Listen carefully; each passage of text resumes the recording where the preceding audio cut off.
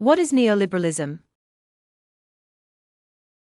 Neoliberalism is a policy model that encompasses both politics and economics and seeks to transfer the control of economic factors from the public sector to the private sector.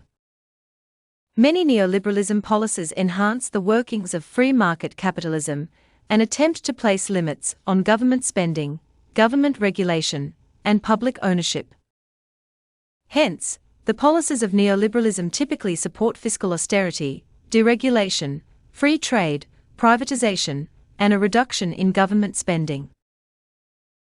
Neoliberalism is often associated with the leadership of Margaret Thatcher, the Prime Minister of the UK from 1979 to 1990, and Ronald Reagan, the 40th President of the US, from 1981 to 1989. More recently, neoliberalism has been associated with policies of austerity and attempts to cut government spending on social programs. Neoliberalism is related to laissez-faire economics, a school of thought that prescribes a minimal amount of government interference into the economic issues of individuals and society.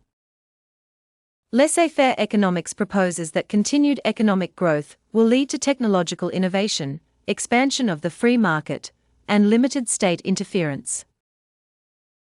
Scholars always distinguish neoliberalism from liberalism. While liberalism is based on the moral argument that ensuring the right of an individual person to life, liberty, and property is the highest goal of government, neoliberalism is more narrowly focused, as it is primarily concerned with the market and the policies and measures that influence the economy.